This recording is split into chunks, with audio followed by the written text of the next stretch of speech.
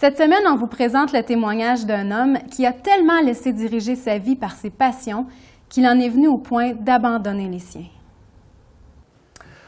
Ben, je peux commencer brièvement et assez vite aussi de dire que je suis né au Nouveau-Brunswick, à Bathurst, au Nouveau-Brunswick, et nous avons déménagé à New Richmond en 1965. Je suis né en 1959 et je suis déménagé à New Richmond en 1965 à cause que mon père a été transféré à l'usine de papier à New Richmond. Fait que j'ai débuté ma vie pas mal à New Richmond, parce qu'à l'âge de 5 ans, c'est là qu'on commence à faire des amis, et ainsi soit-il. Et on était élevé dans une famille qui était catholique, pas fervente, mais qui aimait beaucoup le sport. Fait que le sport était notre vie. Le hockey, le curling, et à ce que j'ai grandi, j'ai connu le ballon-ballet. Le sport était vraiment mon Dieu. J'en mangeais, c'était mon idole, la vie de sport. Et je m'ai marié à un jeune âge.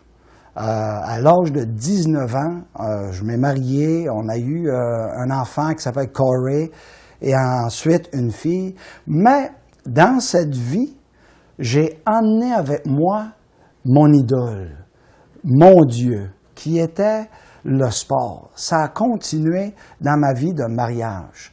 Mais j'en ai rajouté un autre. L'autre, c'était que j'étais un beau travail. Je travaillais des heures, je pouvais en mettre. J'avais l'emploi que j'ai dans le moment depuis 30 ans à l'office municipal. Et je travaillais en plus faire de la construction. Fait, des heures de travail, j'en ai mis. Fait que j'ai rajouté, on pourrait dire, un autre Dieu, un autre idole à ma vie. Mais toutes ces choses qui englobaient ma vie de sport et de travail, mais ça apporte toujours le côté social. Et le côté social m'a amené à des choses qui étaient vraiment horribles. Des choses qui apportaient l'acheminement qui était inévitable, qui était la séparation de mon mariage. 10 ans après qu'on était mariés. On s'est mariés en 78.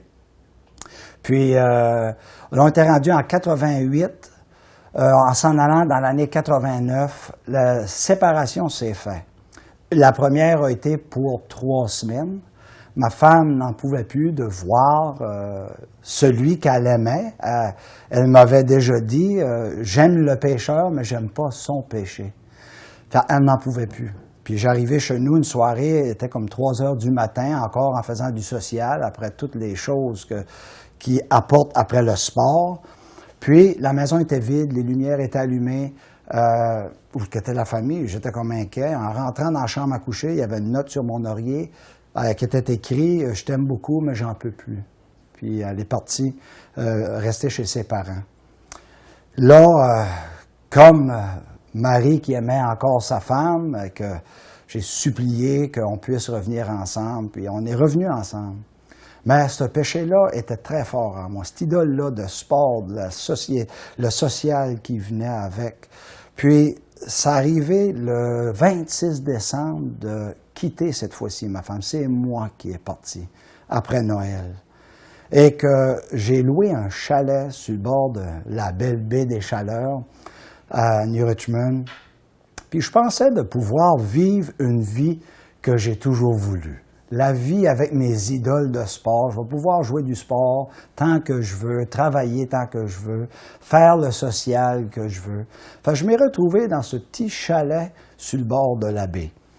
Puis, ma femme est restée à la maison avec les 2 enfants. Fait que les enfants venaient visiter régulièrement. Il y a des soirées qui couchaient à la maison. Puis, cette soirée, entre autres, là, ça fait, avant que je puisse aller un peu plus loin à ce sujet, j'ai eu aucune visite. Au moment que j'étais comme dans un problème de ma vie, j'étais comme un croisé de ma vie, que là, ça avançait plus, même si je pensais que c'était ça que je voulais, ça avançait plus. Les amis m'ont jamais appelé, puis des amis, j'en avais. J'ai été président de la Ligue de hockey d'adultes, président du ballon-ballet, vice-président du club de curling. Fait que des amis, supposément, des amis, on en avait amplement. Et dans cette séparation, il n'y en avait plus d'amis. Sauf qu'un M. Smith, M. Smith était un prédicateur à l'Assemblée chrétienne de New Richmond, un Écossais, puis je le vois encore, qu'il cogne à la porte. Là, moi, je ne savais pas qui était à la porte, mais j'avais mon sac de hockey prêt à aller jouer au hockey. Et M. Smith, j'ouvre la porte et je vois M. Smith. Là, moi, je me dis, il faut que je m'en aille jouer au hockey, puis là, dans ma tête, qu'est-ce qu'il vient faire ici t'asseoir?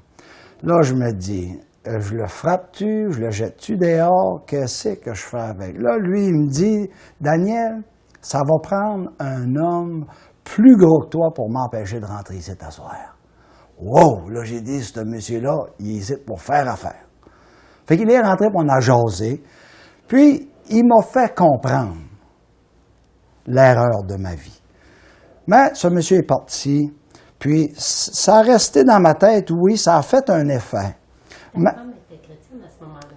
Ma femme a accepté le Seigneur à l'âge de 13 ans, dans un camp biblique à New Carlisle, pas loin de New Richmond. Fait que ma femme a été très patiente. Le Seigneur l'a vraiment aidée. Puis là, les enfants, une soirée, entre autres, comme j'avais débuté tantôt, les enfants, ce soirée-là, couchaient à la maison. C'était un mercredi soir. Puis là, j'avais juste une chambre à coucher. Puis mon garçon, 8 ans, ma fille avait 1 an et demi à peu près. Là, on était tous dans le lit, prêts à aller se coucher, puis à tomber à dormir. Mon garçon dit, papa, il dit, tu devrais nous lire une histoire avant de se coucher. J'ai dit, Corey, j'ai dit, tu sais que papa lit pas beaucoup, je lis le sport dans le Journal de Québec, c'était mon journal pour le sport. Fait qu'à part de ça, j'ai pas grand-chose de pouvoir lire. Mon garçon, il dit, t'as-tu pas une Bible? Là, ça me vient par la tête tout d'un coup. Oui, une Bible qui m'avait été donnée par un chrétien peut-être 1 an avant. J'ai dit, mais là, où qu'elle est?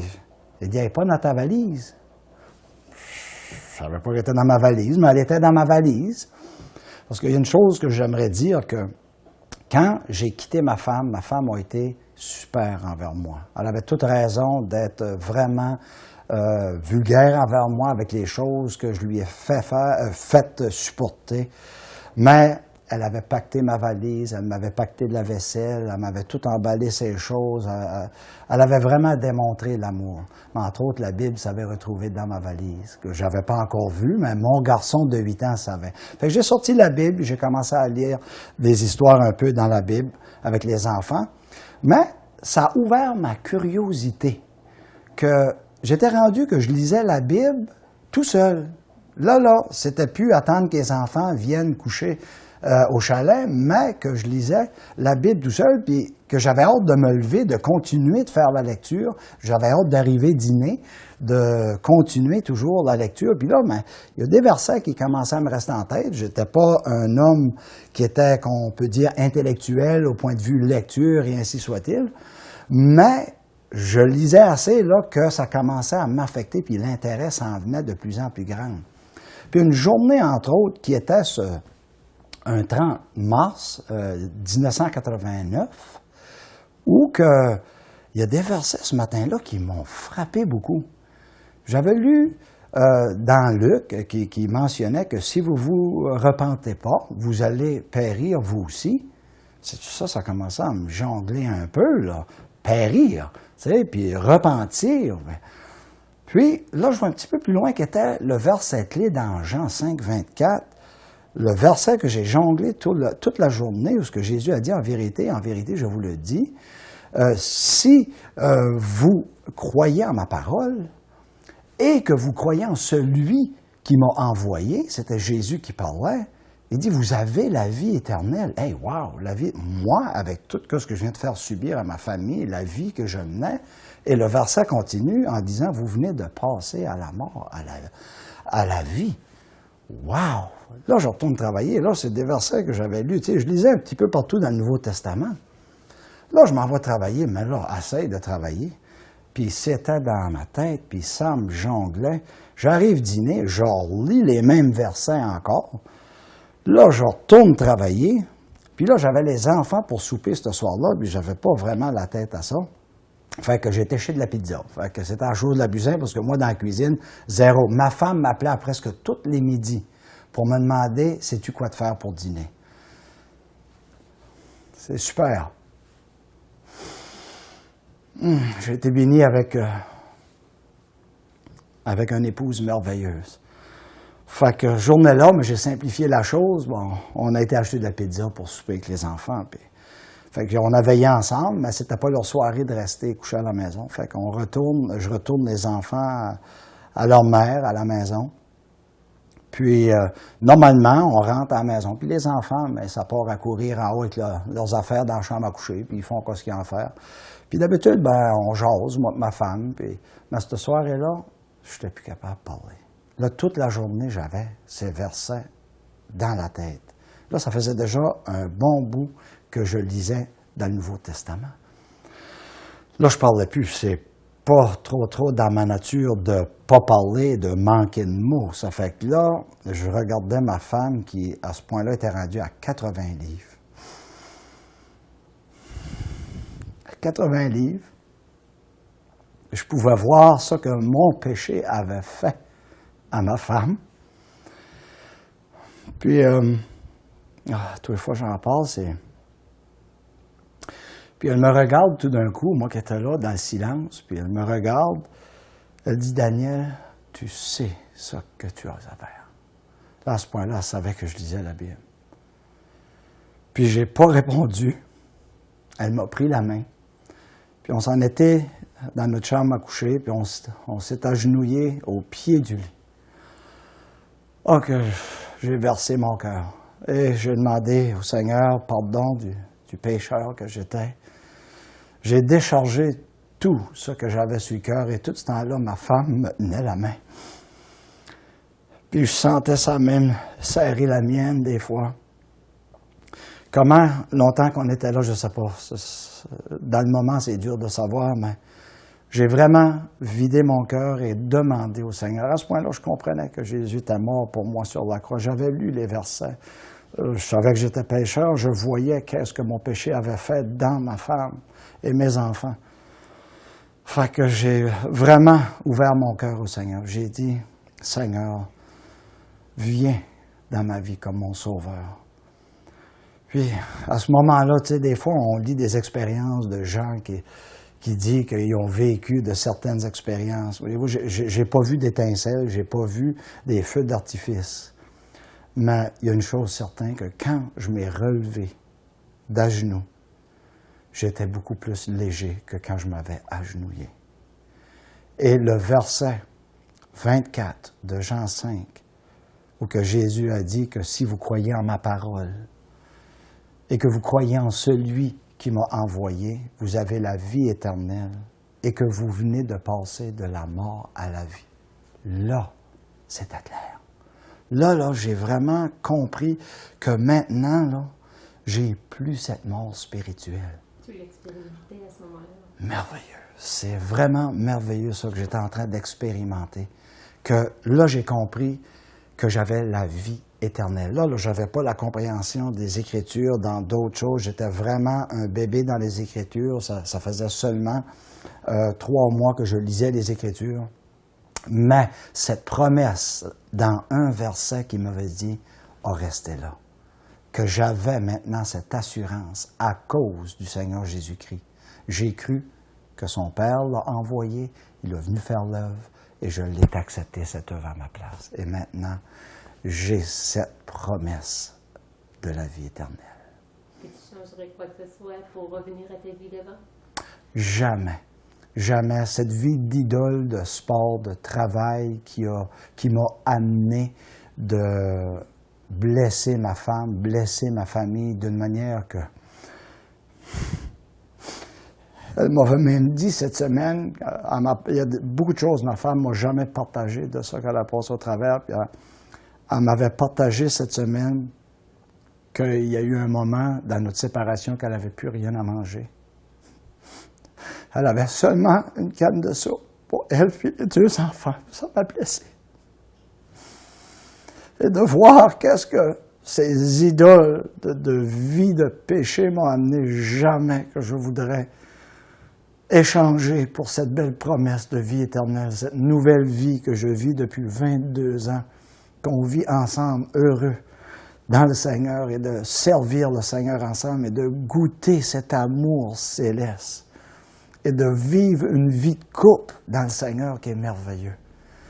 Et maintenant, j'ai le privilège de pouvoir proclamer à ce monde qui est un monde qui se fait des idoles de toutes sortes. Les miennes étaient le sport, le travail. Il y en a de toutes sortes. Des dieux, des faux dieux, des idoles. Les gens se prosternent, mais j'ai le privilège maintenant de pouvoir partager à d'autres ce que Dieu a fait dans ma vie, cette parole merveilleuse, et de pouvoir les encourager qu'on peut maintenant se prosterner au vrai Dieu, le vrai Sauveur, le Créateur. Et que de dire qu'aujourd'hui, ce n'est plus moi qui vis, comme Paul a dit, mais que c'est Christ qui vit en moi. Quelle joie, quel privilège. Et maintenant, le Seigneur m'utilise à servir le Seigneur à New Richmond, dans une assemblée chrétienne.